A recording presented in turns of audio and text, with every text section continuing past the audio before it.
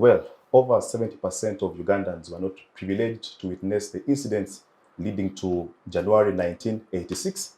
But what I can assure you is that they've read about it, they've watched documentaries about it, they've been told stories about that particular incident. But here's what I know. I know that the leader of the NRA, the General Yoweri Kaguta Museveni, on the steps of Parliament, and without prejudice, I shall paraphrase what he said.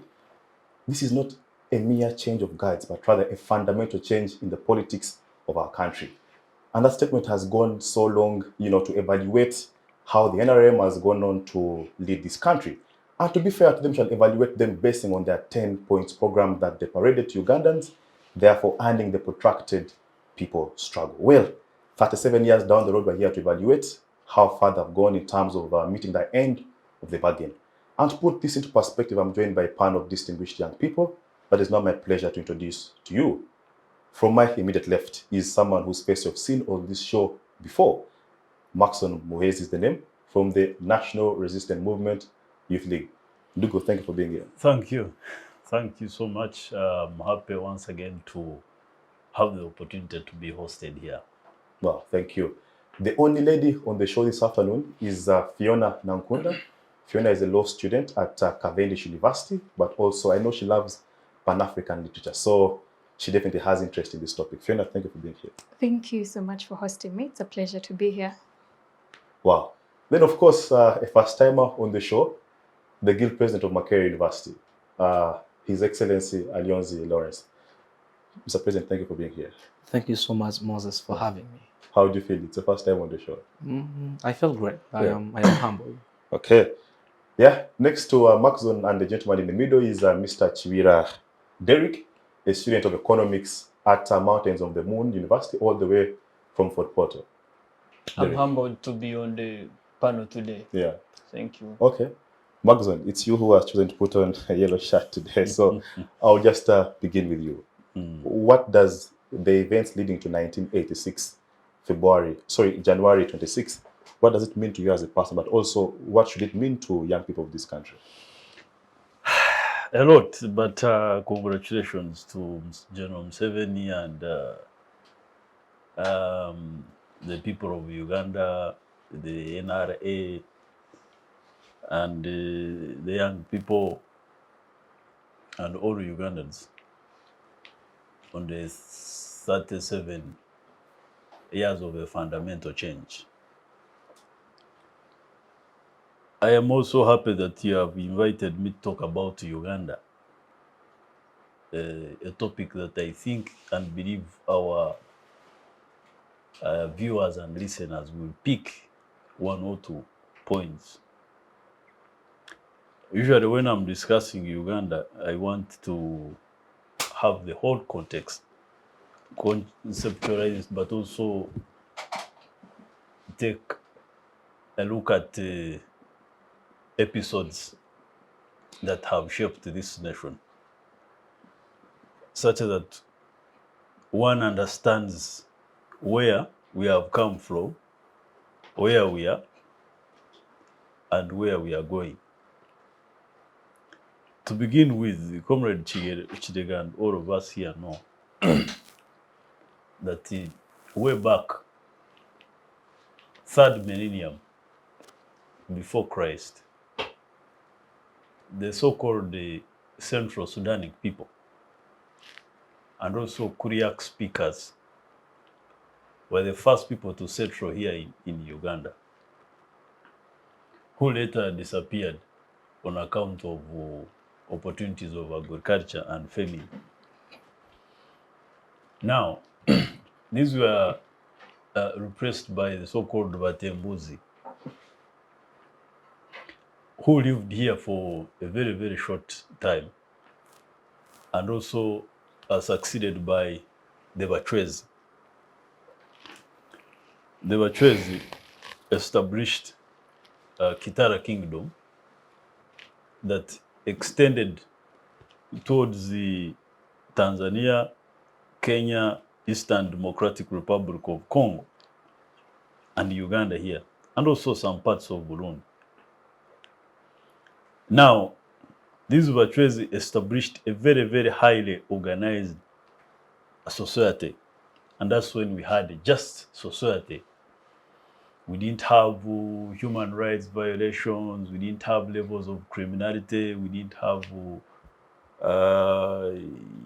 political crisis. But because of famine and diseases, they couldn't sustain the reign. Okay, just Macxzzon, fast forward, because I don't want our viewers to get lost. And fast forward, we want to focus on the NRM revolution. And if you could take us to perhaps maybe a bit of 1979, exactly. then towards 1986. It is what I'm coming to. What took these young people to the bush, as they call it? It is what I'm coming to. Because you see, the moment we fail to understand where we're coming from, it means we are driving the car without side mirrors. Until 15th century, these Muhwezi disappeared and were replaced by rule from the north. And now the big Bunyoro Chitara split into independent kingdoms and chiefdoms, but also couldn't sustain leadership because of tribal fights, because of conflicts, because of parochial issues. And these segmented independent kingdoms attracted and inspired the colonialists who came up around the 18th century and established a coloniality here. It meant repatriation, it meant crisis, it meant bad governance, it meant a lot of stuff by colonialists. Until 1962, a generation of young people led by Muhwezi and others who claimed the leadership of this country, and Uganda became independent. Now, 1962 up to 1980, one can describe Uganda as a failed state. One can describe Uganda as the sick nation of Africa. One can also communicate that Uganda had nothing in terms of development. But because of that, Ndugu Kidega, the Bible says, Genesis chapter 1, God created man and he gave him powers to dominate society, to provide leadership, and also hover over nature. Because of rapid change of governments between 1962 up to 1980, because of massacre, because of leadership crisis, because of we had no state, we had no army, we had nothing completely. A very, very young generation. I want to repeat, a very young generation, just like Franz Fanon said, sat down, mobilized around all those issues I have told, went to the bush to restore what had been lost. And okay, I just pick it up from there. Phionah, I want to bring you in. Young gentlemen and ladies went to the bush and, overthrew a sitting government. Now, the Hans Kelsen theory, that sort of makes coups or revolutions legitimate. So if you look at Hans Kelsen's theory of legitimate revolutions, whereby there's a popular overthrow of a legal order, what happened between 1980 to 1986? Does it fall within the legitimate revolutions that Hans Kelsen described? Or it was extra-constitutional, it was unlawful? Thank you, Kidega, for hosting us and for being the only female on the panel. The Hans Kelsen theory, I believe, personally, I believe that what the events that happened between 1980 to 1986 falls the Hans Kelsen theory. Because he says, if the people disagree with what's happening,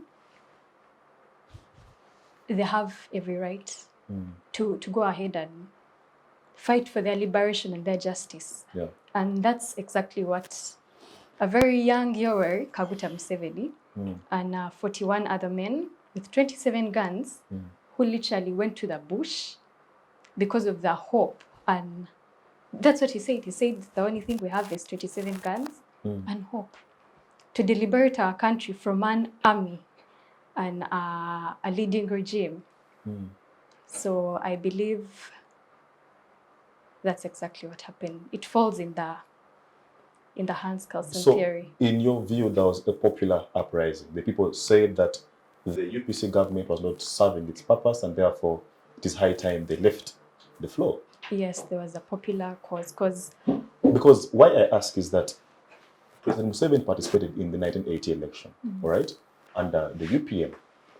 His political party didn't even come second, all right. The Democratic Party of now the late Paul Kawanga Samogeri actually came second. So someone who even did not come second or third was the one saying that they had been rigged out of the election. I remember reading an interview of Proskovia Nareso, and she goes ahead to say that Museveni, His Excellency, was a young gentleman who moved around with a board teaching people about economics. And he later on went ahead to tell them that if he did not win, so it didn't matter if he came first or second. So it didn't matter if he came second or third. Yeah. The whole point was if he didn't win, they would go to the bush. And that's exactly what he did. So was it about him winning or about Uganda deciding? It was about Uganda deciding, the people, because of all these different events, the massacres. There were about 15,000 people massacred, of which the 10,000 were massacred, and then these other 5 were due to epidemics, the diseases. So it was a popular cause. There was a lot lacking in the regime. Yes. Okay. Mr. President, Macxzzon, Phionah say that, wow, what the NRM did was exactly what any sober young person looking at the way the country was being governed by the UPC should have done. I don't know. What do you make of the incidents leading to 1986? Thank you, Moses. I want to just make sure I've not quoted you right. The question is about the legitimacy of the revolution, right? Yeah. My colleague Macxzzon, rather my senior colleague, was talking about the Bible. The same Bible says they shall be known by the fruits of their work. Yeah. 37 years after, if you ask the same question, by the fruits of their work, was it actually legitimate? But I am no storyteller, Mr. Moses, and many of us on this panel have lived to read. Yeah. And whatever you read was from the perspective of the writer. And for me, I will stick to the fruits of their work. But you see, what happened in Uganda at that time was no unique from what was happening across the continent. There was seemingly a wave. During the colonial era, I feel just like any other human being, when you're pinched hard, that's when you punch back even harder. The Africans were pinched hard and would produce an elite class of leaders who then became politicians, not the other way around, like it is happening right now. At the point in time, of course, it was a span of years, but if you listen to Thomas Sankara in Burkina Faso, it was as if you listen to Kwame Nkrumah of Ghana. If you listen to Patrice Lumumba from Congo, it was as if you listen to Julius Kambarage Nyerere. Now, that class of leaders were the ones that I think had garnered for us the regain of the independence. But shortly after, and funny enough, the people did not have the greed to remain in power. And because these were need-oriented leaders, they knew that greed is a salty water. Okay. Like Professor Lumumba says, the more you drink it, the thirstier you become. And it is surprising how these colleagues did not even hunger to stay in power for a long period. But shortly after they phased out, then we saw on Africa a wave of coup d'etats and a clique of leaders who had a sense of entitlement, that they had a divine endowment to rule others. You see, even the best dancers will know when to leave the stage. And sometimes you say, well, not succeed until your successor succeeds. And if you can't find a successor, that in itself is a problem about the work that you have done. So I would want to throw back the question of legitimacy of the resolution to the fruits of the work of the regime after 37 years that they have done. But also to do just the topic of discussion, I, from the available literature, at the inception of NRA, their diagnosis of the problem of Uganda was correct. At the inception of NRA. Because and there's evidence to that. If you can convince students from Makerere at the time who were like a certain set of students sent by God, because they were the only university students in the country, to leave their classroom and go to the bush, you must have had a reason. Yeah. So that in itself informs that NRA had a reason. But maybe the question for discussion was that 37 years after, do we think it was actually that reason that took them to the bush? Or that was a means? So you think that there to were an sinister end? motives, that on the face value, they showed Ugandans that we are fighting corruption, we are fighting sectarian governance by UPC, we are fighting all these things, but when underneath they had sinister motives? I do not have to think, Mr. Moses. I think the facts inform that. If we count 7 years after, don't we have corruption? Don't we have the things that you've mentioned on your 4 fingers? Have we actually faced them out? Okay. Or we have just had new forms of them? Thank you. Okay, thank you. Derick, let me just pick your own perspective. You know, if you look at the arguments being made back then by the NRA leader, was that the UPC government had failed to organize this country, that had failed to, deal with corruption, that failed to deal with poverty, that failed to deal with disease, among other things. In your own understanding, their decision to pick up guns, to wage war against a legitimate government, does it augur well to you? As an economist, personally, it draws me back to the days of Amin from 1971, when this man came into power and he didn't get his economics right. He couldn't differentiate between gross domestic product and gross national product. And I think that is where other countries left us economically, why we are lagging behind. This is a president who had to chase away the people who were developing the economy. An economy doesn't develop only because of the efforts of the natives. It also takes the efforts of the people from other countries. I like to call them development partners.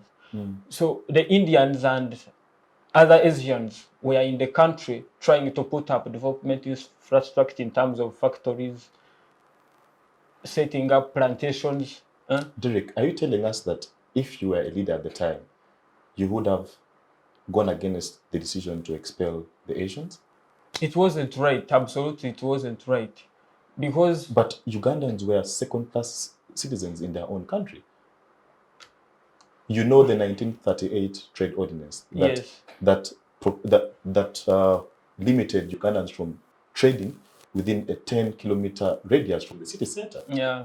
That center was a reserve of the Asians and the Europeans rather. But then I must point it out that he had the authority to correct it, to get the natives on board and get them participating in the development process. It wasn't right to expel the Asians at a time when we were developing, transitioning from a traditional economy. When at a time we badly needed to get into a modern economy, then the man woke up and expelled the Asians. Then what followed? Economic breakdown. And people be talking that Kenya is doing well. Fine, it's doing well because that decade of economic decline, it's where Kenya left us. Why we expelled the Asians in Kenya remained and they stayed developing the economy. So Museveni and his entire group, they were right. They had figured out some issues which needed to be corrected.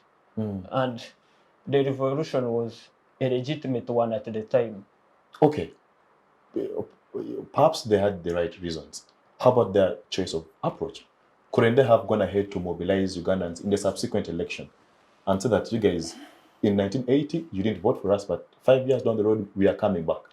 But of course, if you assess the state infrastructure at the time, it couldn't allow it wouldn't have allowed them to organize the masses, because it's a time when tribal issues were at the rise. A lot of force was being used by the government. You see the Obote storming the Kabaka's palace.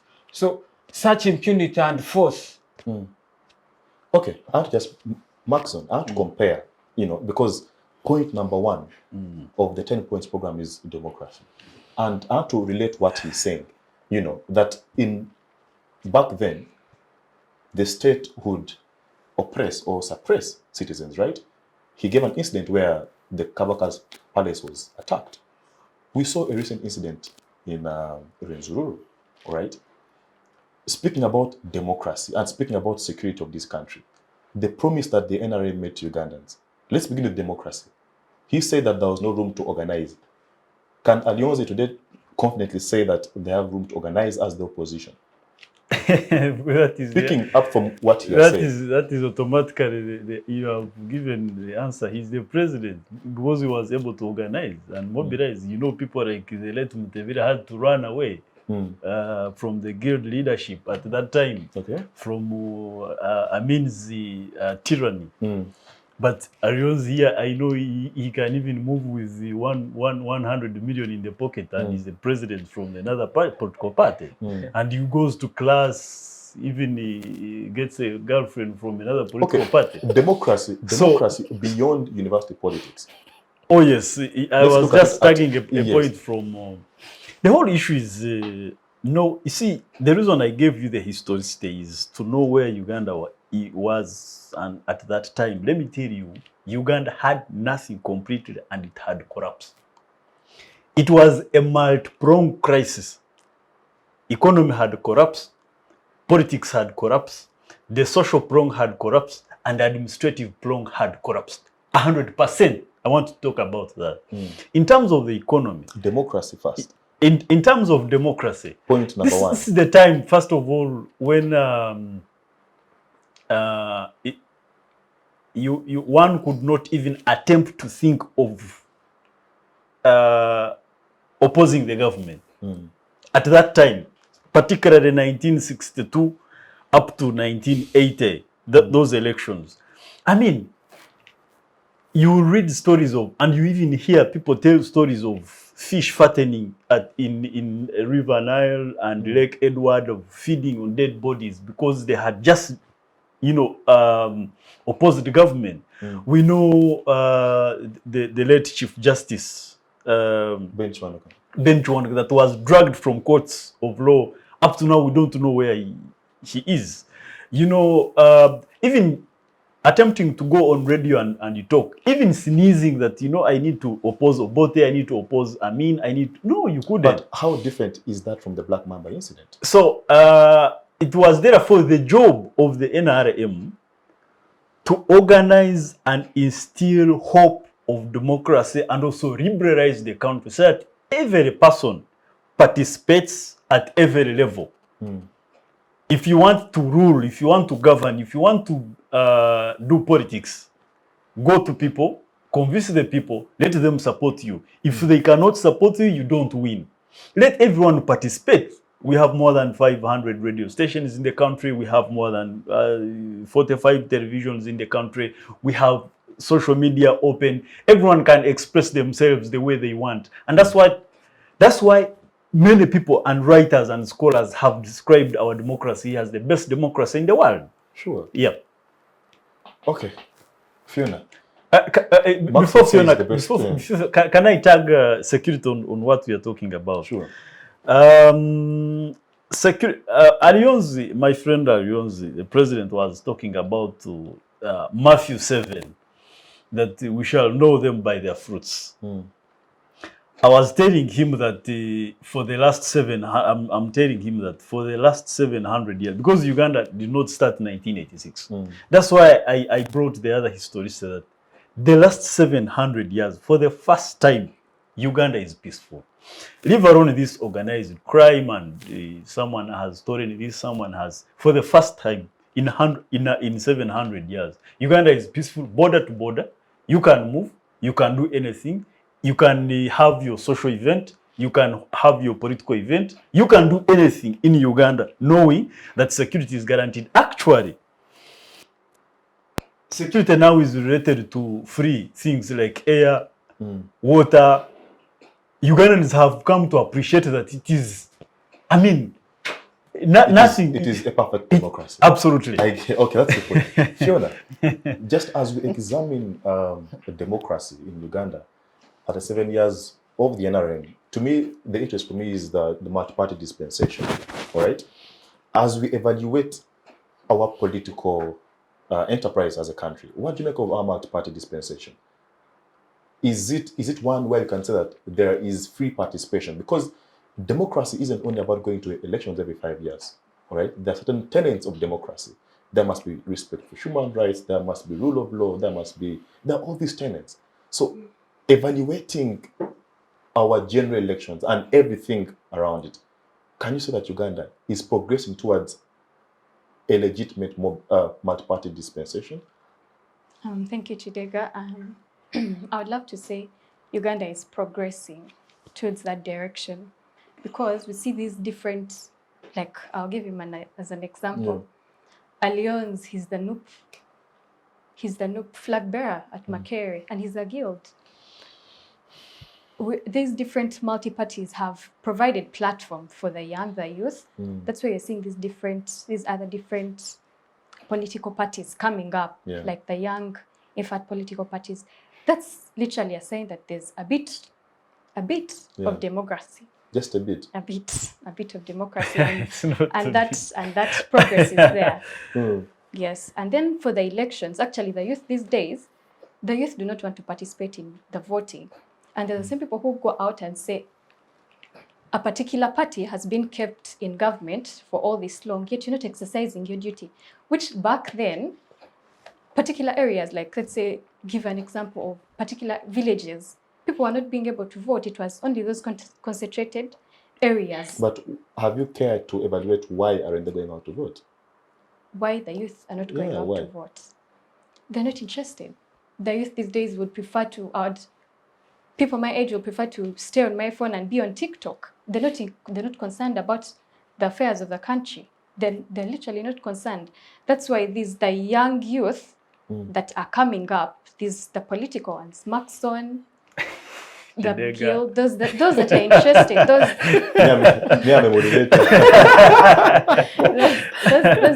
those that get the idea, and it's literally takes me back to that time when Museveni sat down with these young youth to deliberate the country from particular things, because there are people who see things and they just remain there.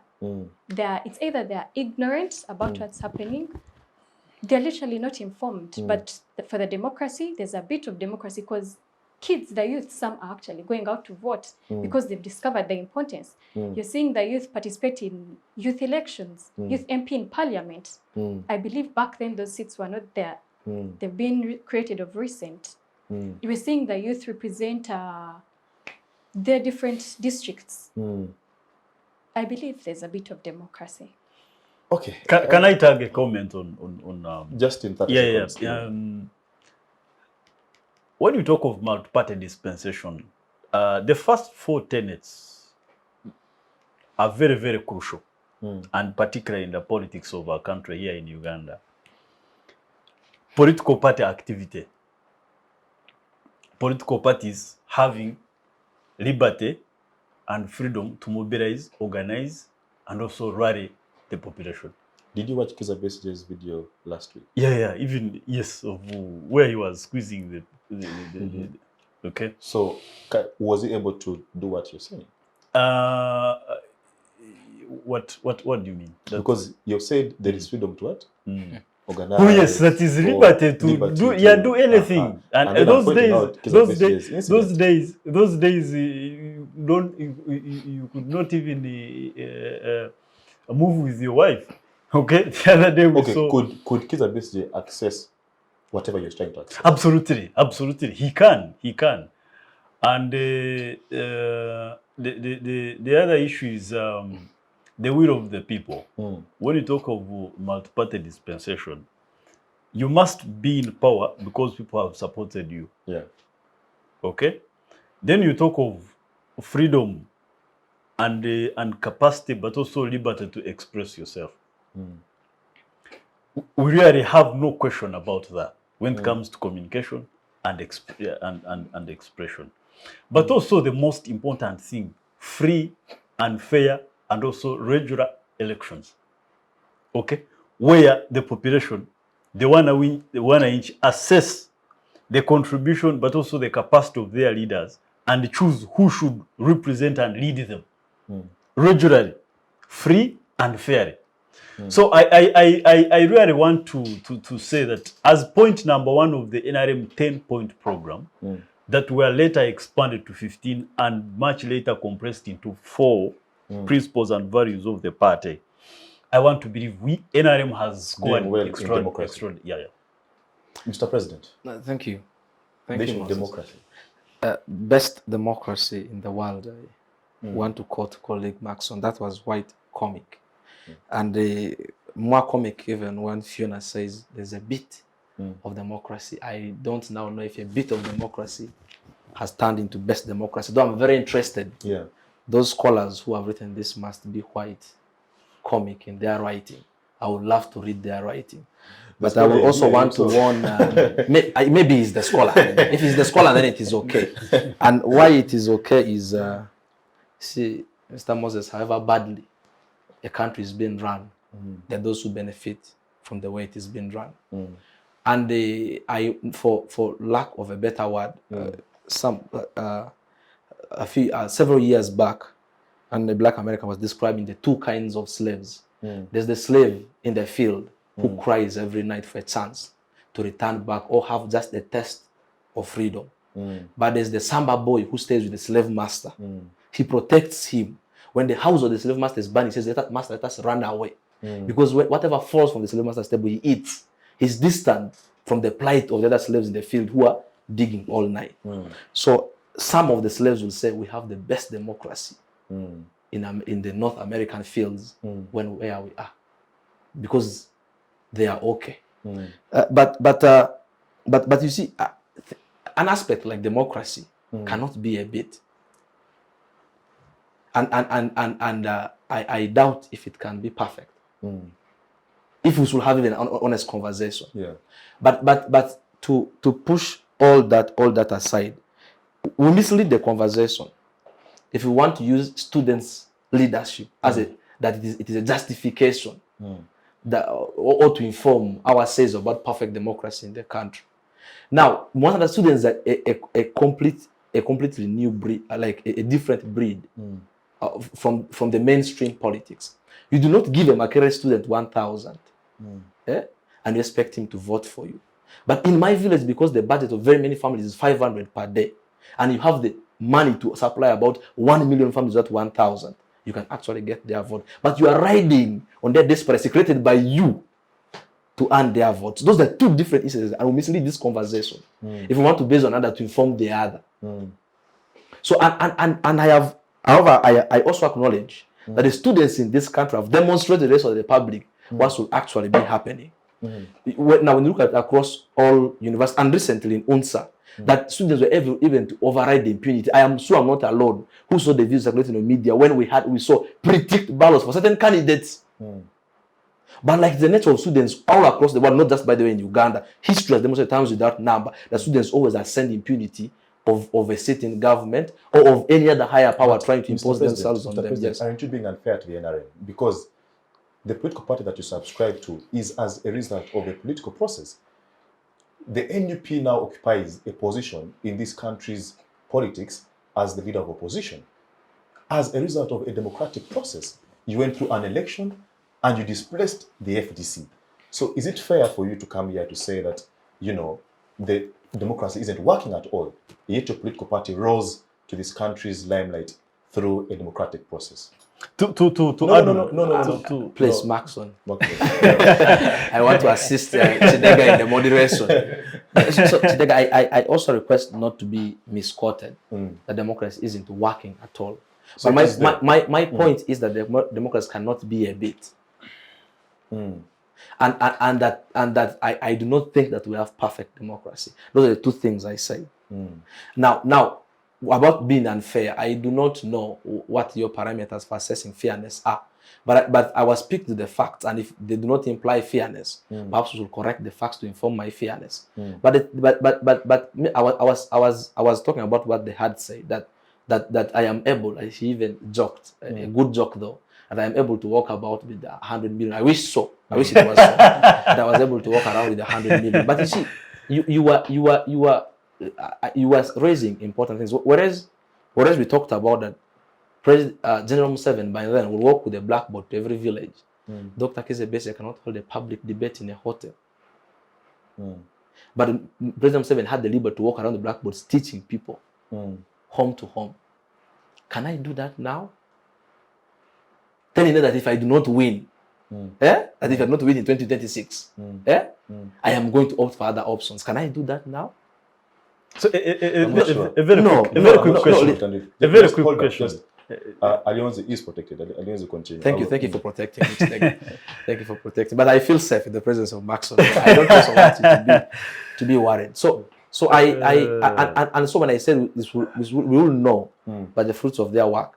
And you pose important questions. Can you say that Uganda's multi-party dispensation is growing? It is better than when the NRM found it. It is better than when the NRM found Uganda's multi-party dispensation after 1986. Is it better than before? I do not think so. If we were not at the very same point where we were, we are worse. And I've given you an example that was actually posed by you, not fixed by me. That at the time, just a few months before. Comrade Kidega, no, just a second. He's I am making a conclusive himself. point. Can Okay. he? Okay, Let me just cast a spotlight on the contradiction of his contradiction. He says a democracy is there but not perfect, and then also he says if you are not at the worst point, then we are almost at the same point the NRM found this country in terms of democracy. But I want to just refresh his mind that beyond student politics, NUP in just a space of less than 3 years is the largest opposition political party. Is it a fact or fiction? It is a fact. These NUP members, leaders, members of parliament, leaders at the local level, did not just come by God's say that for you a member of parliament, so go. Ugandans had time and enough time given to them by the NRM government in terms of political climate to assess who should lead Ugandans, who should represent Ugandans in the next 5 years. And that's how NUP occupied this political space to become the largest opposition political party. Honestly speaking, Uganda and NRM was here. The military was here. Police was here. Ugandans were here. So I want you to tell us and tell Ugandans, just look into the camera and tell Ugandans, if democracy was not then thriving, maybe you were facing the ground. But tell Ugandans how NUP was able to maneuver through a political climate that was not democratic to become the largest political party, opposition political party, even within that short space of less than 3 years. Yeah. Can I just respond to that? Very good. He says, I was contradicting myself. I do not honestly see any contradiction even after his question. If somebody sees he can help me apart from him. Now, to why NUP has. Remember, NUP is the political wing of people power. Okay.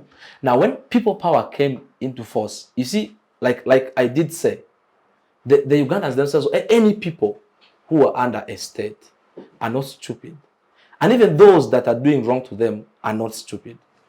I will not also call the ruling government stupid. And the reason is this, that the people power then had given the Ugandans a reason that it is time for the people to reclaim their power. And when you make that happen, there's no way you can occupy all the slots. Yeah. Now, why NUP has come to be the leading political party is because at the time of the inception of the people power, very many Ugandans, before NUP was made the political wing of the people power, had felt like this is For me, that is solely the reason as to why the political wing of people power is now the leading political party in parliament. That is so because it represents the people of the power. And if at all the power of the people were extended to other spaces, NUP shouldn't have just been the leading political party, should have been the ruling party. Okay, fair enough. Derick, I want to bring you in. And as we shift gears... But that's before it's important to make my point that NUP being the leading political party in parliament. Opposition. Opposition. Thank you for the correction. It is no justification for the inadequacies for democracy. It's just how far the Ugandans are ready to punch to get their will. No. It is just a second, please. Please. Just be fair to Ugandans. Since his request, Macxzzon, wait a minute. For the sake of Ugandans, for the sake of Ugandans, and also and for the sake of your country. First, the Camerons. Ugandans did not punch. NUP participated like any other person. You get all people power participated. You're saying that's how far they no. Okay, Macxzzon, Ugandans assessed, Ugandans listened, Ugandans participated in this election, Macxzzon, you participated, point, and people voted you. Your point so when you say NUP punched very far to no. That is his choice of diction. Perhaps he has what. Now, I just wanted to assure him. I wanted to assure him that even in the punching, it was a very fair political climate. Okay. Yes. Fair enough. I want to move to Derick. Kidega, okay. I would like to pose a question to His Excellency. So again, I'm trying to understand: has the first point of democracy has it been achieved? Okay, he will answer that. Alionzi, just keep that somewhere. You will respond later. Derick, I want to come to you. Of course, I will allow you to make a comment on democracy, but I want us to move a bit to security, all right? And that from what we read, from the articles that we have read, we hear that there was Pandagari those days, all right? Pandagari, where they come, take you, and, Today, I don't know, but if you see media or if you see parliament, the leader of opposition has continuously made a petition to the Speaker of Parliament regarding the missing persons in court, those who have been abducted, those who are being held incommunicado. We have heard all these words before the floor of Parliament. So, security, are we doing any better? Or it is just a change of words from Pandagari now to something else? I don't know. If there is a reason we should credit this government for, it's on the issues of security. I must point it out that Museveni and his government, they are trying to make sure that this country is secure. And talking of those issues of the missing supporters of NUP, personally, politics is very sophisticated and complicated. I always ask myself, where is the proof that these people really went missing? I don't know whether he did come on the floor of Parliament and presented that proof. There's a list. This is a person from village so and so. He went missing because politics. Politics is always evolving. So you're saying that the NUP is blackmailing the government to say that they are missing persons? It may be possible. Chidega, you see. No, what he's saying. No. I know what he's saying. He has not. Derick, I do not think Macxzzon speaks for Derick.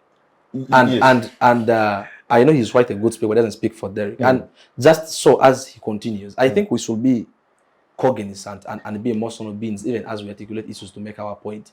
Now, when you say that and it's not just any people that are missing, by the way. It's not just any people that are missing. So you misinform the discussion if you think it's only any people that are missing. And maybe NUP is loud enough to always make their people that go missing to be in the media. But when we have, you cannot tell me that the leader of opposition, Matthias Muka, comes to the floor of Parliament to lie about missing persons. Yet we have children saying that, where is my father? Young girls, 6 and 7 years Can I old. respond to that? No, So you cannot. I think we're committing verbal sacrilege if we are questioning the Legitimacy. the legitimacy of what the people are actually missing or not. Let I don't think that me is just very correct wrong. Maxxzzon. That is very wrong. And People are crying, okay. But I don't know, the issue of security, human security. I'm saying these are political games. The other day, Besigye and Bobi Wine, they were in Kenya, they were accused of parading accident victims as victims of torture. Okay. And they are investigating the case, and we are soon to get a report on that very issue. So me personally, I would, maybe if they put a commission in place to find out if really on ground these people went missing, why would the government make people disappear? For which reason? Are they terrorists? Are they what? Really, we need to get these issues clear. Politics is very complicated, and NUP people, they are also not easy, I must say. They may play around with them. Okay, but Phionah, as a young girl sitting here, hearing the conversation happening in this room, then you compare with the videos of women that I think I've seen on TV crying, oh, my son is, I haven't seen my son in maybe 2-3 days and things like that. I don't know, the issue of security is very fundamental. It goes to the core of human existence, all right? Security is the reason as to why the likes of Woodrow Wilson formed the League of Nations, all right, which is now the UN. So the issue of security is very fundamental. So how do you evaluate our security? Because this comes at the wake where police posts, by the way, are being attacked by assailants that we don't know, all right? So I don't know, security. Kidega, thank you. If you're to assess the people that are actually attacking these police posts are people not in uniform. The people in casual clothes. So it is really difficult and hard to distinguish if this is a civilian or military personnel or the police. But the issue of security, like you said, while having this discussion, because he says security has been politicized. That is his argument, that there's now politics in security. I believe that everything zeroes down to morality. So I will disagree with him saying that people are being scammed and people are being portrayed up there, where we've seen people who have actually lost their lives, people who have gone missing, people who have been brutally attacked. But then the issue of security, it depends on which, for someone to be insecure, you're taking that extra step. You're advocating for a cause, either not right or either wrong or right. But it depends on how the public takes on this. Because just to help our viewers, you could broaden the whole analysis on security. It isn't just about the absence of war, all right? Security, there is food security, all right? Our friends in Karamoja, who have had famine for I don't know how long, we have seen videos of people starving literally to death. That is food security, which can in fact cause insurgents and cause physical insecurity, all right? But still, on the issue of personal security, those Ugandans who have gone missing, okay, allegedly gone missing, should be of concern to the government. Kidega. Also, the DRC conflict that has spilled over, apparently we have a hand in that also. Accusations coming from Kinshasa that Uganda, the government in Kampala, has played a role towards the insecurity in Goma. So, can we boast to say that what he's saying, that we have restored peace in the entire region, yet in Kinshasa we are being accused of orchestrating insecurity? Kidega, Pluto defines justice as one's happiness. One can derive happiness from actually making you uncomfortable. And one can derive happiness from making you uncomfortable. So that zeroes down to there's no perfection. Then we can say again there's security. People are spending nights in nightclubs. Okay. Back then, by the time it was 7, our grandparents tell us by the time it is 7, you're in the house. What are you doing on the streets? But people actually go trans night. 3 p.m. actually. Trans night till morning. For food security, they have tried. The government has tried. They're giving food to these different people. In Karamoja, they've come up with those different initiatives to try. We can't say they've actually failed. They've done something. No one is perfect, Kidega. So they've at least tried. That's right.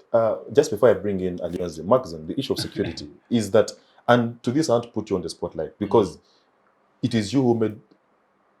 Okay, it's you said that Uganda security is, top notch. But how about the accusations coming from Kinshasa? To begin with, before I go to Kinshasa and even Kigali. Mr. Kidega, usually when we are discussing politics, I always run away from populism. Security, sorry, when we are talking about security, I tend to run away from populism and using security for purposes of populism and all that. I don't agree with people missing and also kidnap. Any Ugandan that goes missing, the government is accountable. However, I want to be very, very categorical that it is not correct that whoever goes missing, then it should be government. It is the prerogative of government, and also the government has a hand in it. For instance, should the government be concerned? For instance, absolutely. That's why I said, when we are discussing security, I never want to go for populism. For instance, I know a colleague who told me that a brother was leaving a nightclub, and some colleagues waited for him outside, and they say, "Please go in the car, come and we take you somewhere." Up to now, they don't know where the person is. His friends. And now tomorrow, a certain political outfit, a pressure group will come, and the political pressure group will come and say, so and so, that very person who was from the nightclub will be put on the list and say, you see, this person is missing.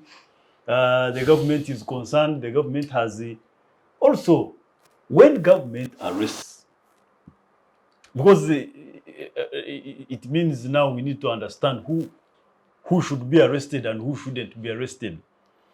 I have always communicated on this show that everyone here in Uganda, as long as you are against the law or even intelligence pattern goes to you, you will be arrested. Whether you're in a year or whether you will be arrested. So there is nothing that stops anyone from being arrested. The question is why and how. Now,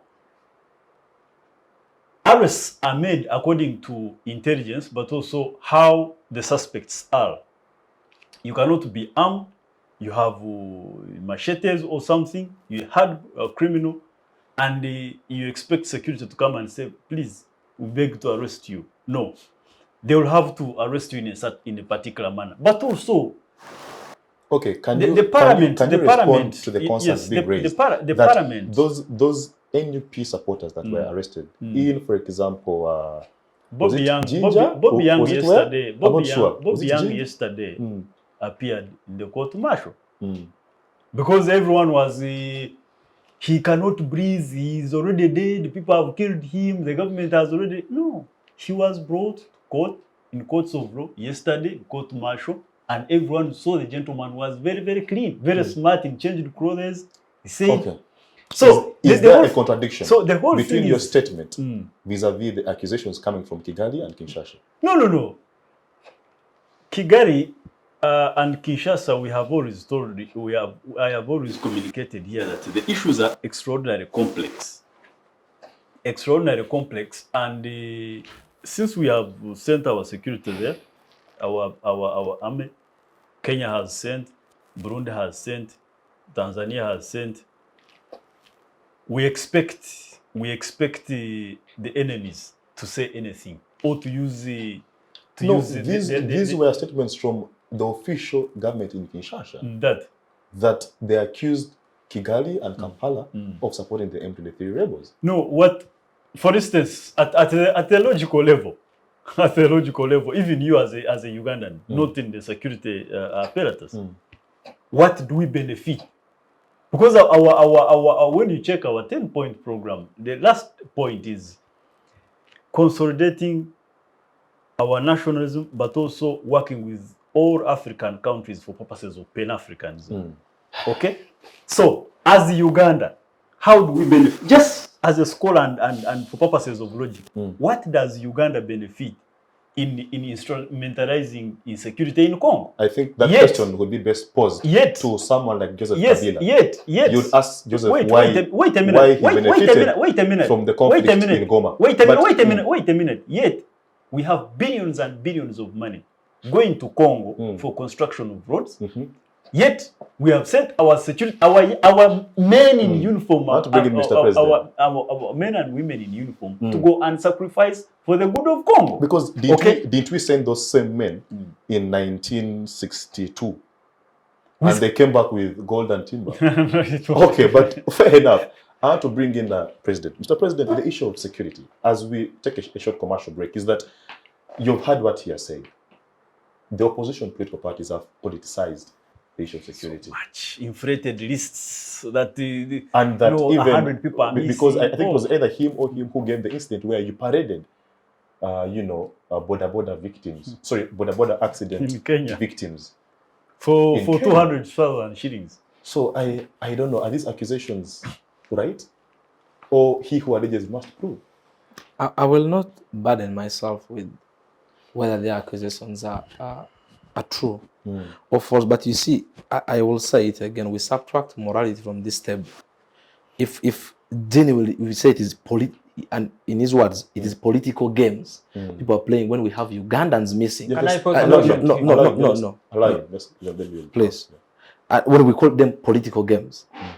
Because like I did say, we must, even as we discuss and try to defend what maybe we believe in, whether we do or not, we must be respectful of the fact that we're talking about human beings.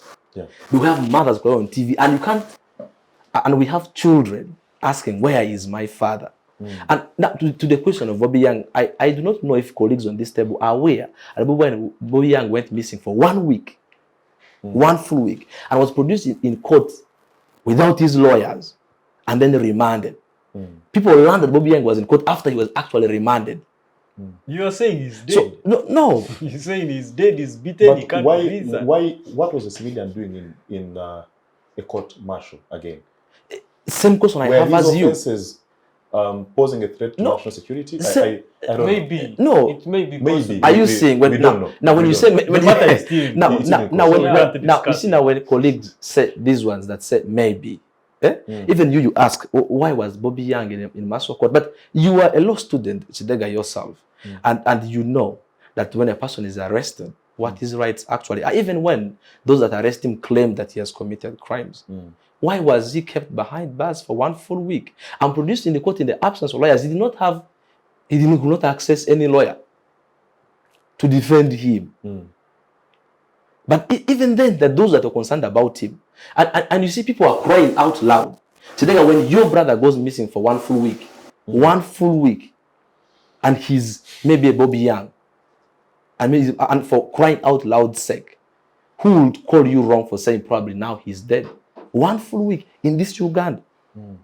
Who will call you wrong for saying so? And colleagues, I think we should be respectful of morality when we are debating this issue, especially when it concerns genuine Ugandans out there who are not even in your political class. And whereas you have an obligation to defend your political godfather. Please allow him. Just a second. Macxzzon, keep your point. You don't use morality as security blanket to cover criminality. I also want to say that as much as we say, yes, there is humanity, we need to respect human beings, and we also want to be very, very, very much categorical in terms of criminality. I expect you as a leader to be saying that, look, much as the government is doing this and this and this, I implore and ask my fellow young people to desist from issues that might lead to criminality and eventually go to courts of law. Okay? But you don't, simply because, Ugandans will fear the word morality and all that, you don't use it as a security blanket to scare away the discussions of criminality. So you're saying that the Bobby Youngs are all criminals? But the fact that right now, Mr. Kidega, if you're taken to courts of law, what are you? And they start parading you, and because they are saying Kidega, I'm waiting for you to allow me. Our criminal justice system is built on the principle of presumption of innocence until proven guilty. That is our. He's in court. That's the foundation. He is in court. Let's see what the court will decide. Okay. Yes, Mr. President. As we take a short break. You see, Kidega, and perhaps I saw a request for more protection, which I had refused in the very first place. So that perhaps I can make my point before someone else delves in to make it a candid conversation that we should be having on this table. But I am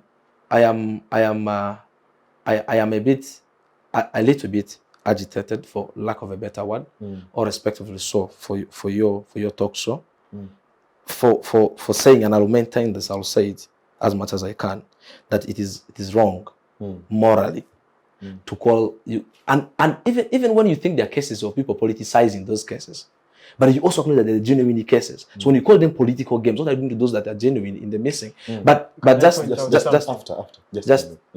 Mr. Derick, the way I gave you time to make the points that I am critiquing is the same way you should give me time to comment about them.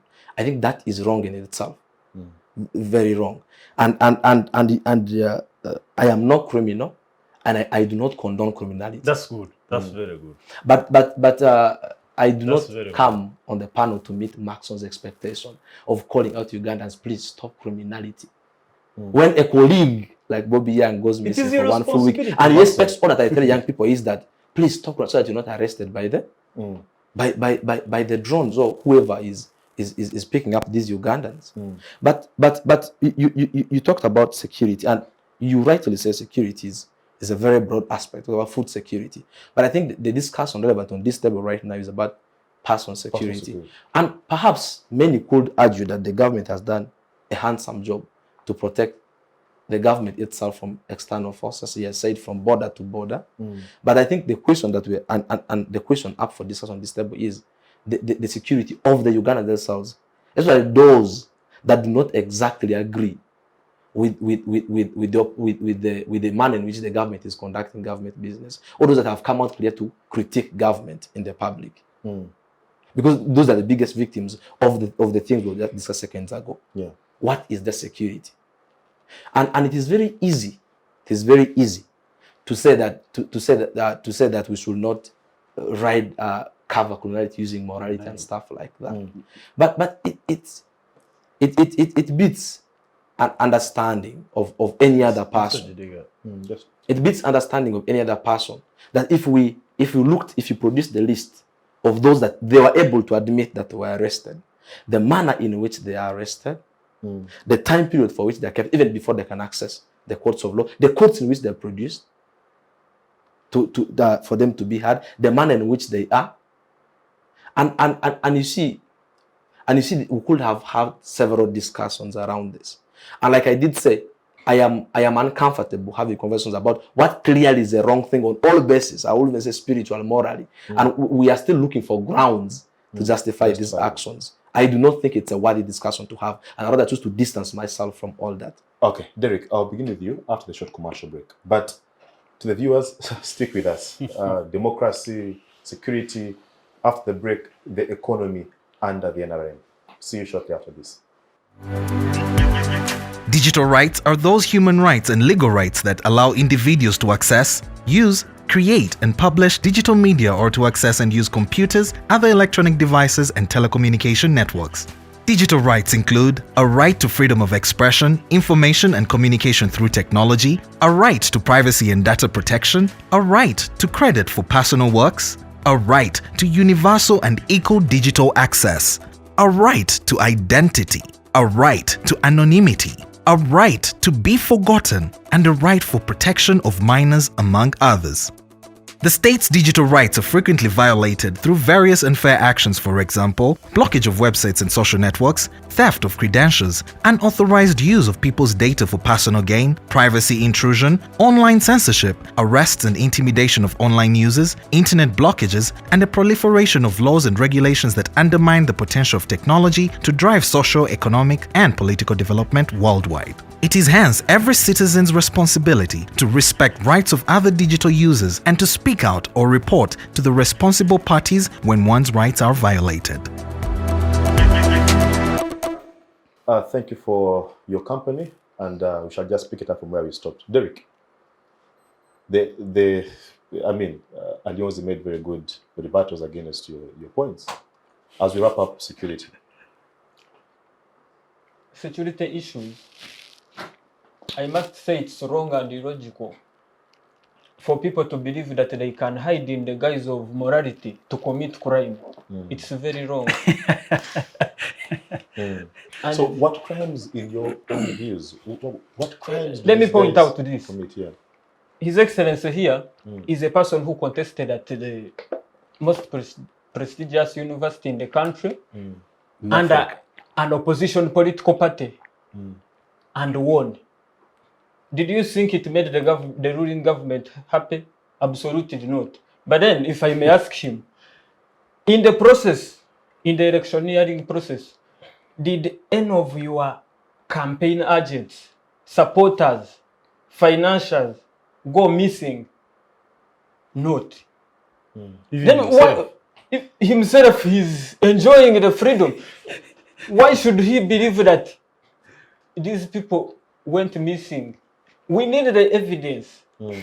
Because if he himself, he's there in the opposition, he has managed to trickle up and become a good president at the biggest university in the country without facing all that sabotage. Then why should he keep fronting such a sentiment?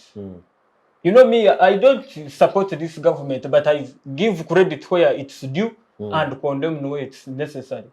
So, security issues, they are very sensitive. And if they are trying to play games, then they will have to pay, I must say. Okay, fair enough. And just, Phionah, as we move towards the economy as a very important part of our country's national development, is that point number 5 was around building an independent, integrated, and self-sustaining economy.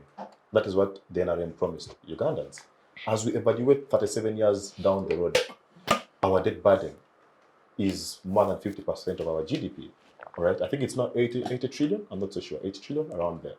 So as we look at our economy, how have we progressed under the NRM? Thank you, Kidega.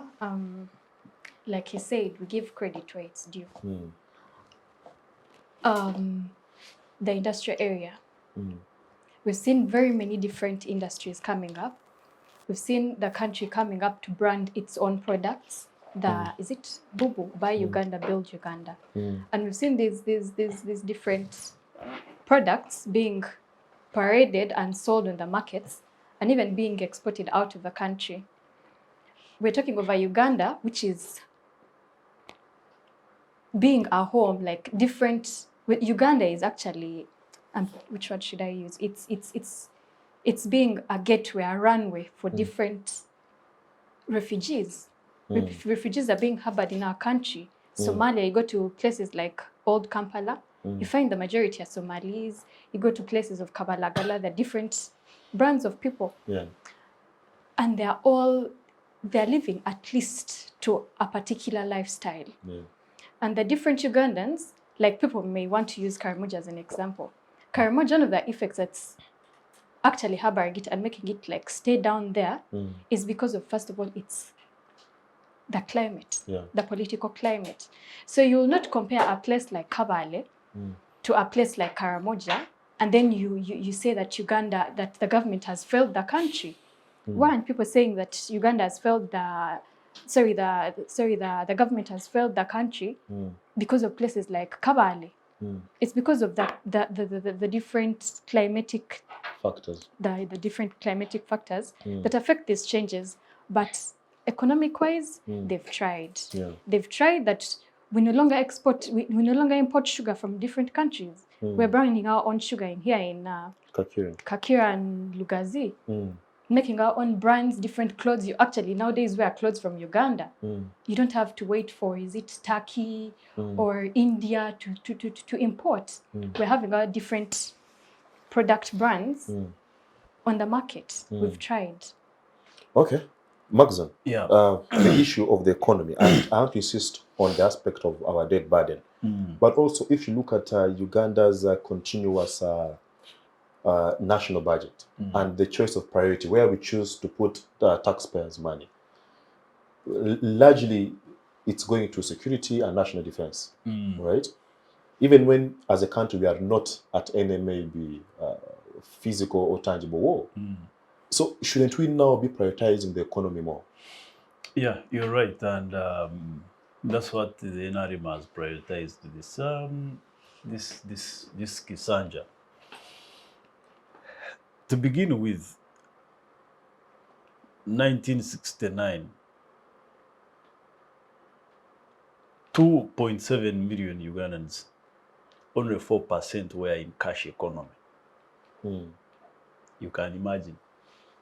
4% of the country's population in the cash economy, meaning they can contribute to the national revenue. Correction. As we speak, 50 million Ugandans, 61% are in cash economy. About 39% are still in subsistent economy. I want to really think that is something to brag about. And with serious interventions like Pash Development Model, Emyoga, the retooling and skilling and all that, I want to believe by 2026, we shall have some significant contribution. Also, I want to tag a comment on what my friend Nankunda was saying. 40% of goods that are sold in shops and supermarkets here in Uganda are manufactured here. As we speak, 40%.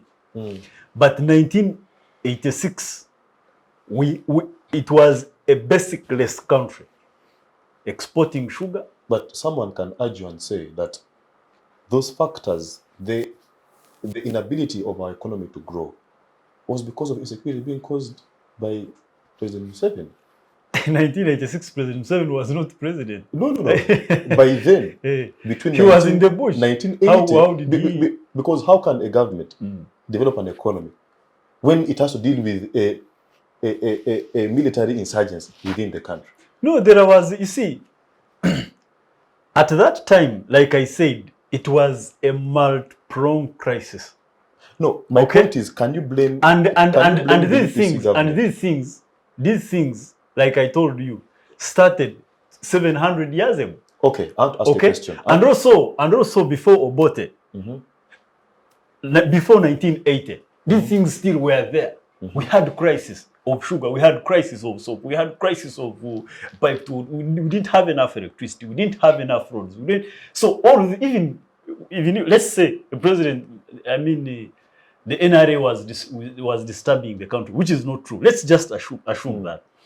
Still, even before 1981, still these crises were there. You get what I'm talking about. So, okay, how about the death of, for example, cooperative unions? No, like Bogiso Cooperative. No. I have seen scholars miss that point. The question was and is sustainability. When this government came into power, there was no capacity whatsoever to manage huge agencies and also sustain whatever was there. To the extent that the country was running on 5 billion shillings. get that 5 billion shillings and distribute it in the growth and transformation of the country. Okay. It means the parastatals, the agencies, the ministries, and all those That were cooperatives privatized. we are not That were couldn't privatized. yes, couldn't move a mile with that little resources and also resource envelope that the government had. So the only solution was to privatize, such that you get some profits, but also others take. But for purposes of improvement and also for purposes of improving, $1. for But purposes anyway, of improving I and want to bring also in, a Mr. transformation. Mr. President, Before because the president I think came, you've- you have given me just two seconds. You know, Really, but after- I haven't responded to. I have also seen Ugandans don't failing to appreciate our economic transformation. When we talk of failing to manufacture or even to export anything by 1986, and when you look at the top 20 countries, African countries that are exporting goods outside the country, Uganda is in 16th position. Something to brag about. Okay, fair enough. Mr. President, the issue of the economy, we cannot discuss the economy without evaluating accountability and corruption. Because it is pointless for Ugandans to wake up every single morning, go work hard, pay their taxes, hoping that these taxes will transform the economy, only for it to be misused. And I think many scholars have written about this. Andrew Mwenda one time wrote and said that the NRM government cannot survive without corruption. All right? Yes, this is Andrew Mwenda saying this. But the level of corruption in Uganda is overwhelming. I read a report by the IGG's office that said that, no, the IGG, yes, that said that we lose around 2 trillion Uganda shillings every financial year to corruption. So, the economy vis-a-vis corruption and accountability. Thank you, Dan. By the nature of the question you have posed to me, I think it is important that I state to the viewers that my role on the panel is not particularly to critique government, so that I only comment on issues like corruption, because I will also love the chance. Something good. So I also love the chance to give credit if there's any. Free. And in terms of credit, I want to give credit to hardworking Ugandans. Oh, to the Ugandans. To very hardworking Ugandans. Because you see, whereas all could be happening, the actual contribution of the people, if you have a very hardworking set of citizens, they can actually make that impact, however small it is, regardless of the prevailing circumstance in terms of policy or actions of men and women charged with authority of ruling over them. And there are very many Ugandans we can acknowledge, leave alone the general mass. The late Mutabile, those ones made fundamental contributions to the few things we can brag about as a country, because you talked about bragging. But you see, you talked about corruption, and the ultimate cry for a person like me is the institutional rot. That now the corruption is eating up the institution. I could trace back, the most recent is the NSSF saga, and where we had a line minister who supervises the management of NSSF, public critiquing and refusing to renew the contract of, and there were, of course, there were very many sides of the argument, both from those in NSSF who are being accused and those from the line minister and here and there. But the overall summation is that there's an institutional rot in NSSF, and this is money of nurses. This is money of primary teachers, hard work in Uganda that we're playing with at this level because we are flats in Kampala. And you see, ideally, those should have been the basis. Those should have transformed us as an economy. And another institution that we should talk about in terms of economy, perhaps, is the education sector, which we have something to brag about. Very many Ugandans have been able to go to school. That is a fact for sure. And one of the things the education sector we can brag about is Of NRM. is the universal education. Many people have called it miseducation. I think it has its challenges, and very many of them. But the whole idea was brilliant, UPE and USE. And I have said times without number but what we are doing is we are raising a bag of cement to the waist of Ugandan parents that carry it now over to your head. Which one is actually harder to do? So I think the gaps are immense, sorry, at institutional level. Even UNRWA itself, we have had saga in UNRWA. Bank of Uganda, we have had saga. Bank of Uganda saga. And we must, when we talk about the Bank of Uganda saga, we can make reference to the times when the Council Abdu was in charge of Kosase, and where he almost took the entire reign in charge of Kosase to almost evaluate the report from Bank of Uganda, and he did brilliant work. So when we corrupt and when we eat up the institutions themselves, because you see the fundamentals of the country are those things themselves. So that is where we've taken the corruption from. That's why we've taken the corruption. But you see, those who study fisheries say that when the head of the fish rots, the tail has no option. Now, the executive arm of the government is not the only corrupt body in this country. You'll find people, managers of institutions are very corrupt. But the chain of supervision is corrupt. And probably the most corrupt institution itself is the one that supervises corruption in this country. So when you eat up the fundamental institutions, and that is where my comment is, and for my biggest cry as a person is, that when we eat up the institutions, we allow them to be eaten by corruption, or men and women that we charge inside the institutions, eat them up because of self-satisfaction. And that is where we kill the country from. And now you will take the point to the corporate organizations we talked about, government agencies. Whereas you talk about sustainability, and that is a point to note. But even in itself, the corruption was a factor in the fail out of those organizations. I understand that sustainability was a factor to be considered, and it's a worthy point to argue. But even corruption was a sense of factor in the fail out of this. So we have no idea how much corruption has put. But you see, people say you cannot give what you don't have. And it is very hard to fight corruption if you're a corrupt man. Because right from the fight of corruption, you must declare yourself as pure.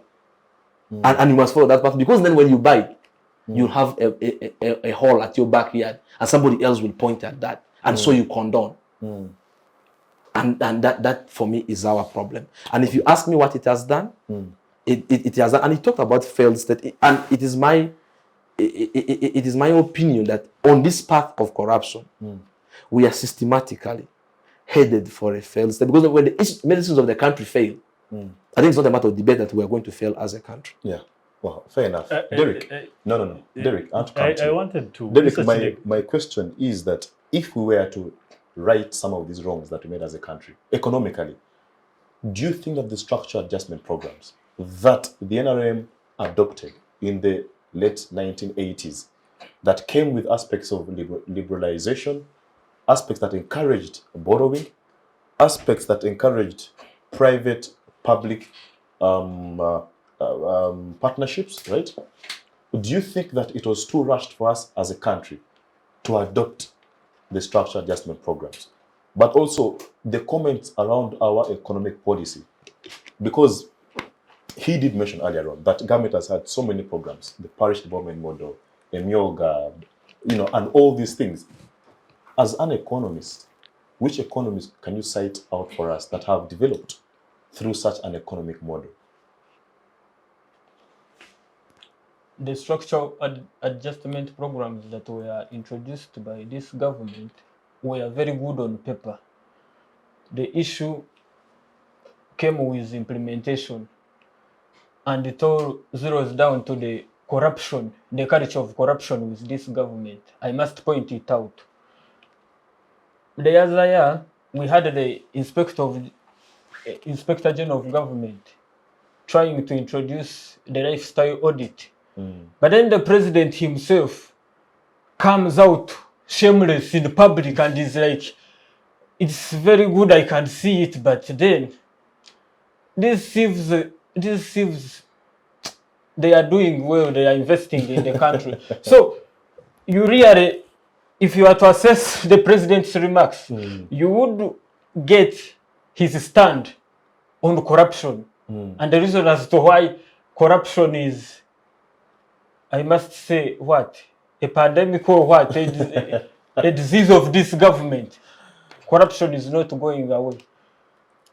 So this government would have delivered Uganda to a middle income status, like Museveni had wished, if he had eliminated corruption. I don't remember the year very well, but it was around the 90s when we only experienced a double-digit economic growth performance, that is when Museveni stood his ground and was against corruption. He couldn't accept these exorbitant budgets, these lucrative and inflated budgets by ministries. That is the only time we performed with a double digit economically. But the rest of the years, we've been averaging around lower to upper single digits in terms of economic growth. And it's corruption that is eating away this country, I must say. Yes. Macxzzon, the issue of corruption, because I think it is one of the 10 points program talks about, I think, seven. Elimination of corruption and misuse of power. The question to me is that, has the NRM failed to have the political will to deal with corruption? And why do I ask this? Is because I'll take you back to the Jim Muhwezi and Sam Kutesa incident, the Gavi funds, where a court indicted these individuals, and yes, they were indicted for corruption. And later acquitted. We would have expected, we would have expected the president not to reappoint such officials whose public image had been tainted with great corruption. No, later they were, for instance, General Muhwezi was later acquitted to no case order. And, no, because Parliament censured him. Yeah, it's censured, but then after investigations, he had no case. Let me say this. Largely, apart from Uganda, because here we are discussing a pan-Ugandan issue, but corruption is a society problem. That means it goes from Uganda and all parts of the country. I want to get to Andrew Mwenda. You said Mwenda communicates that NRM cannot survive without corruption. In 2015, the same Mwenda said that there is no evidence which shows that corruption leads to underdevelopment. The same Mwenda. But look, the greatest cause of corruption is lack of patriotism. That is number one. And I have really, as a member of the NRM and the ruling party, I've always communicated that the more we invest in patriotism development, the more we shall harvest, especially in dealing with corruption. Because you see, the whole thing goes with working for the country, which I think is the greatest achievement a human being can get, serving the country. And the moment you lose that sight, it means you're going to serve other interests. So here are the two different types of service. You're serving the people or community, or you're serving yourself. The moment you lose the sight of serving the people, it means you're going to serve yourself. And the first point should be, how patriotic is Uganda? First look at the most patriotic countries, by the way, and see how they are fighting corruption. Look at China, look at the United States, even Rwanda here. In most cases, a patriotic country where people, the Wananchi, come together for the good cause and for the... Macxzzon, aren't your statements an indictment on the NRM? No. Because I'm still coming. You're saying, no, hold up. I'm still coming. You're saying that Ugandans are not patriotic. Is that right? I'm still coming. I'm still saying. No. Our levels of patriotism is still low. Our levels of patriotism are still low. And you see, that's why the NRM has got a track record of building strong institutions. Maybe we are still short of the institution of building patriotism. And you see people fighting institutions like Changwanzi and blah, blah, blah. I'm still coming to the... Macxzzon, allow me, please. First protect me. Okay. Let me just say this. The NRM government, even with this corruption, because I agree there is corruption, and it is one of the most pressing issues. It's a strategic bottleneck. I'll take you on the point of patriotism. You're saying that Ugandans haven't reached some level of patriotism. Our levels of patriotism is still very low, all right? Yeah. And patriotism, in your own words, is about people loving their country. Yeah. So if Ugandans don't love their country, why? Yeah, of course. There are so many Because- reasons. yeah, There are so why many. don't There are so Ugandans many. love There their are so country? many reasons. One, we have not had one of the points that actually consolidates and solidifies patriotism is the oneness and commonalities, the common challenges. Okay, the fact that we have a heterogeneous country, and by the way, that is the root cause. The fact that we have a heterogeneous country, where independent tribes and independent religions and independent groups of people believe in different things, they have not once had a common challenge to unite them as a people. It is still What? Yes, I'm telling you. Okay. I'm telling you. But For instance, but then how did Tanzania unite under Mwalimu Julius Nyerere? Tanzania has over 126 tribes. No. They have not had conflicts that segmented them, that separated them like we had. Because our history is completely different from Tanzania's history in terms of tribal conflicts. You know what I'm talking about. So those tribes have to slowly consolidate, but also solidify, so that we can have a common. That's why the most important achievement in 1986 was to have that broad-based government. So that you first unite the country behind the commonality of development and commonality of transformation. And slowly.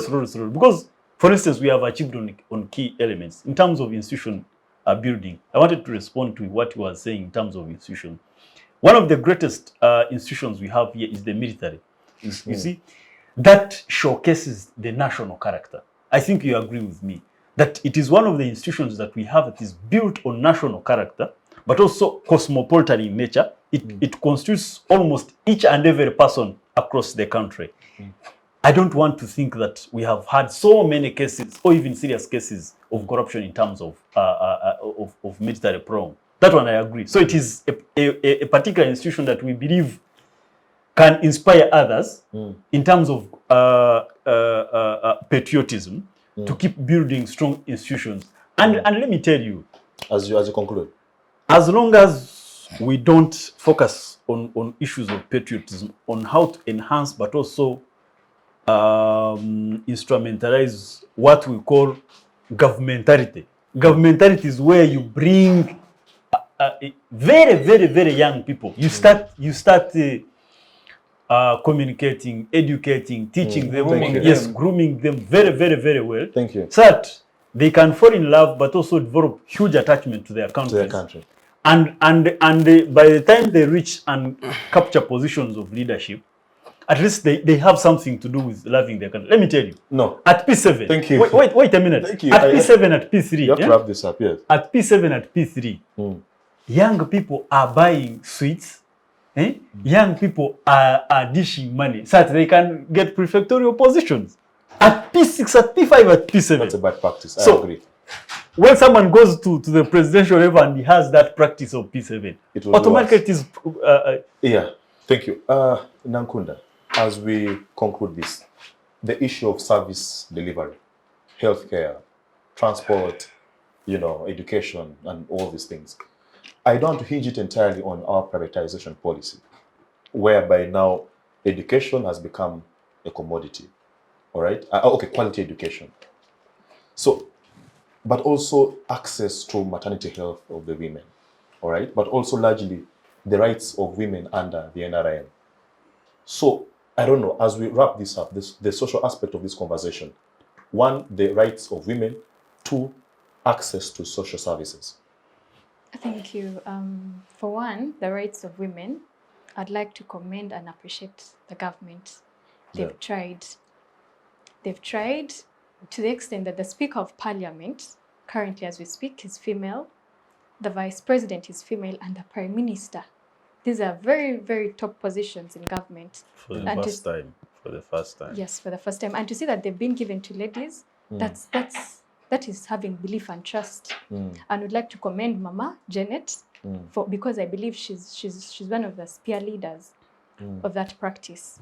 And you said because my question is it a question of form or substance? All right, that by form, yes, the vice president, prime minister, like you've mentioned. But we are still dealing with issues of gender-based violence. All right? There is still domestic violence against women. You know, there's still teenage pregnancies and all these things. So my question is, has the political rise of women, as you've put it, translated into access to social services, to maternity health, to all these things? The political rise of the women, Yes. it has. Because we see, one, I'd like to disapprove with the maternity health. Like, you go to Mulago, women are dying with kids in their stomach. Yeah, that is my point. Women are dying. Women, for the health bit of it, I'd like to say they've tried. They've not yet been there that perfect. You can't say they've done nothing, because at least they put these different facilities, though like you say, the corrupt officials that they put in those institutions, are the ones who embezzle and take on these different. But then for the domestic violence, they've tried, because women these days can actually go to court, go to take Access to justice. Yeah, they have access to justice. They're standing up different. There's that different sensitization in the community.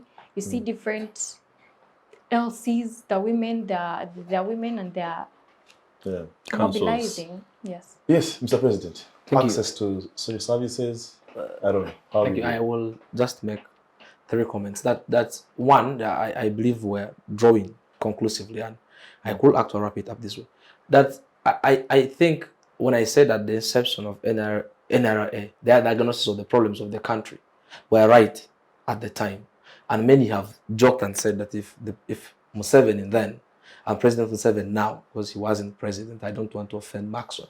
If Museveni then and President Museveni now met, they will shoot each other. And we have had statements recorded of him saying he will not stay long in power. And then you saw a man who removed age limit entirely because of one single man. Yet we talked about respect for the constitution in the past. But coming to the points, I wanted to start with the aspect of gender balance and respect for women and all that. I think he said it goes beyond the appointments. For me, I think what actually matters to the Ugandans so much is not just appointing a vice president who is female. It is what does that appointment reflect on the number of women dying in Mulago Hospital. Yeah. I mean, those are the most important issues to Uganda, because we cannot take away that, and we may be deceived to think that these are actually about gender balance when it's political loyalty in a move to consolidate power. But if you actually claim to care about women, then you don't just appoint women to positions, you fix the common Ugandans who are female suffering. And like you said, dying at the Mulago Hospital. And then so there's still a gap to fix. But patriotism, Macxzzon is right about some general statements. That if we would actually do a lot of patriotism, but the patriotism we're talking about here is a social agreement between government and the people of the country. In terms of love, but how can you love what you're not attached to? You give a very classic example of Tanzania and Julius Nyerere, a man who took, and actually, unlike us, Tanzania is actually a nation. Somebody said, when you go to Tanzania and pick a kid in P7 and ask them, what is the tribe of the current president of Tanzania? He might not know, and he doesn't care. But when you pick a Ugandan, about 10 years old, what is the tribe of the presidents? They know them. So that is how that is how segregated They know. we are, or at least know the part of the country they're coming from. But you see, so when I'm talking about the patriotism that is being taught in Chankwanzi, and if you've been to patriotic clubs, the teaching of patriotism that we have given those clubs, I do not see how that translates into the actual love of the country. And you see, I think so. It cannot be taught. Someone must learn to just love their country. we must demonstrate. You see, those core values are not just imparted in class, because you get a certain group that you can mobilize, take them to Chankwanzi. I think you put them as patriotic citizens into the mainstream citizenship of the country or the populace. So our good gesture as those men and women charged with authority or leading others, that our acts actually reflect patriotism, is what will actually impart patriotism. But if we are still at NSF having scandals with money of common Ugandans, how do we expect these to then love their country? If we are still committing what would have been atrocities, if we were having honest conversations, how do you expect the people to love their country actually? And maybe he's out on certain things that where we are, people are still more of somebody is more of his tribal setting than he's actually Ugandan. He feels more attached in this tribal setting than he's actually Ugandan. And I don't know who would want to put that blame on. But I would say this, I think the leaders have an inevitable obligation, men and women that were charged with the authority to lead us, to demonstrate by example what patriotism actually means in their actions, but not calling out the people to be patriotic when they themselves cannot, because then we set pace for what is going to happen. They should lead by example. Just, Derick, let us just wrap this up in 5 minutes. And he mentioned it. The president, in his diagnosis of the issues facing African countries, is that leaders overstay in power. I don't know. In his evaluation, is 37 years maybe still within his range of, within staying in power for sufficient time? Derick? If you were to assess where the NRM found this country, the situation, and where they've got us today, you would really tell the difference. And I want to hinge it on the issue of security. This is a government that came into power when we had over 40 militia groups operating in the country. But to achieve socio-economic development, we need peace. Peace is a prerequisite for development to take place. And I must say, over the decades, this is the first decade of the regime. So over the decades, the president and his group, they've been trying to pacify Uganda, to make sure that it is peaceful, eliminating all these militia groups. And security issues are very sensitive. I don't like to debate security issues a lot because I like to leave it to people who studied military science. But I must say, over the 37 years, it has taken... Derick, you're dodging my question. Yes. The president said that one of the issues that African leaders face is the overstay in power. In your assessment? The point I was trying to make, I'm trying to legitimize his stay in power, hinging it on the issue of security. That he couldn't leave this country when it was not peaceful. It was upon him, and he had that obligation to make sure that he leaves the country better than the way he found it. So, and I believe it's what he has been doing over the years. So as of now, Uganda is relatively peaceful, economically, investor confidence has increased, and we've started to attract investors from all over the world. So in the few decades to come, Uganda will be doing well economically. But then it had to take that sacrifice, and I must thank Ugandans for their patience. They've really stayed with Muhwezi, and he has done us good. Okay, thank you. Macxzzon, let's just put this to bed. And, the comment by the president. African leaders overstay in power. That is one. Two, is as we compare Uganda pre-1986 and post-1986, and we evaluate what is happening today, a son aspires to take over from the father. And I think Idi Amin had sons, Jaffa Amin and all those guys. I didn't see them at any one point aspiring to be president. I think Obote also has had kids here and there. I don't know, is there a new political era under the NRM? No. First of all, every Ugandan above 18 has the right to contest for any position. And so I don't think General Muhwezi has or made a mistake to become President Museveni's son. And I don't think that disqualifies him from wanting to make a contribution to this country. I have not seen many people condemn his contribution in military, but they want to maybe disagree with His political ambitions. So I think that is a contradiction. So everyone has got a right to contest, and I think he enjoys that right. That's Now, true. on the overstay in power, I don't know. That statement is relative, and I want to believe, in my opinion, that many people interpret it in many ways. First of all, what is overstay in power? What are the parameters?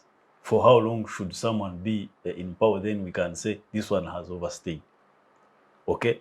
And how many years should someone stay in power? And then people start saying he has overstayed in power. I thought that was catered for in the 1995 Constitution. Term limits, 2 terms, you go. Age limit, you go. Exactly. I thought That means he has been here constitutionally. Okay? Every 5 years, Ugandans decide that we want him or not. So what he meant was that for as long as Ugandans continue to... No, for as long as people want you. You see, that's what democracy means. Clay Sins, the grandfather of democracy, says that democracy means the people of... the government for the people. Yes, no, that is people. Lincoln. He says that people and their will. If you don't have people's will, you don't win. If you have, you win. So, 37 years. A fundamental change. It's the topic we have been talking about. Is it really a fundamental change? Yes, it is a fundamental change. Look at Uganda as a young man who had stunted. Who had been stunted after 1962 up to 1986. He had nothing to eat. He had no medical facility. He had not gone to school. He was almost dying. And it was the job of the national resistance movement to make sure we revive this country, build institutions, transform it, but also integrate it with other African countries to where it is now. And someone can simply say that it is finally a fundamental change. Okay. Colleagues, thank you. Our time is fast spent, but it is only prudent that I give you guys 30 seconds to just give us your parting shots. 37 years of the NRM, a fundamental change. And I'll begin with you, Mr. President, and then come towards this side. Just in 1 minute. Thank you so much. I think the discussions have been broad, and it is a complex thing. It is a complex thing, but the question of fundamental change, I'll choose to answer it this way: that the actual institution of leadership from its inception, when man was still a fruit gatherer, to start organizing into villages, was that we charge some men and women of sanity, of integrity, to lead us and make decisions on our behalf to affect our lives positively. And that all their decisions then must be channeled to ensuring the common good of the people are not their own. And that means those men have had to be selfless. So I think those principles determine whether we've had, and fundamental change can be positive or negative, but it can be fundamental, my understanding. So we have had changes. It's for the Uganda to decide whether it is positive or negative. And I think you can say it broadly, because there are areas where we have had positive changes. There are areas where we've had grossly negative changes. And those have been, the panel discussion has given its fair assessment. Okay. But on a scale of 1 to 10? Scale of 1 to 10? I will not do that. Dan, please. But I think it is this. I think ultimately my parting thoughts will be that we should know that the cumulative impact of wasting public resources slaps in our face after some time equally. In South Africa, they reached a point that the rich were as insecure as the poor. And like African writers have said, that they reach a point when the poor are so hungry and angry that the rich are insecure because they feel like those are our problem. And whatever they should have had, they had. And they may not be the ones exactly in charge, but their fathers made decisions that did not affect the lives of these ones negatively. And if you continue to do the way where some people get insanely rich and obscenely, while the others are continuing to strike, we divide society and we make it toxic. And that's why we are headed. Uganda is becoming very toxic, and where people are becoming insecure on all fronts. And people now have to spend the biggest amount of money on security of government office to protect them from the common people. and not actually. No. Because now the level of insecurity for themselves is growing because they might not have been, and I said it just to give that, they might not have been exactly themselves accountable suffering of these people. But because you're not walking out from your comfort zone to make decisions that improve the life of the common people, they will continue to hold you accountable. And because you occupy a public office, you cannot escape. And therefore, the ultimate goal should be that we should know that when we waste public resources, we cannot account for. And we think we have positions that we are privileged to. The impact will slap back in our face equal all our children. And we'll have reached a point like Libya where all of us, whether rich or poor, can only buy one gas. And I don't hope that is our case. Wow. Nankunda. Thank you for hosting us here today. It's been a very insightful discussion. For my parting shots, the question was, is there a fundamental change? After 37 years, yes, there's been a fundamental change. Political-wise, yes, like we've discussed. Economically, yes, we've seen the different... People come to say and disapprove and be like, no, but there's been a boost on our economy. On us, so the social bit of it, there's been a boost. You cannot say it's all zero. Like particular people say, it's not all zero. There's been a particular fundamental change. And I agree that the young man, Museveni, who went to the bush back then, has really brought, to some level, a fundamental change in these 37 years to this country. Wow. Yes, Derick. A fundamental change. Talking of fundamental change, I think where some Ugandans go wrong is trying to compare Uganda and measure it against some other countries. Singapore. But we got different conditions that may affect our growth and development. I must point it out. The conditions that are here in Uganda are not similar to the ones in Singapore, in Tanzania, or what. So, fundamental change of Museveni, I must say he has tried to deliver. There is a relative performance. However much in some other areas, the situation is still wanting. Okay. Macxzzon. When we are discussing Uganda, In 1 minute. we discuss it as it is, not how it should have been, because it wasn't and it isn't. We discuss Uganda as our own country. We don't have any other country. 2, quickly, Alionzi says the government is spending money to protect itself against its citizens. I know my friend Alionzi stays around Makerere, and there is security there. Is he a criminal? Because one of the people that are protected very dearly and diligently are Alionzi. So I don't know whether security is protecting itself against him and he can declare to us that he's a criminal.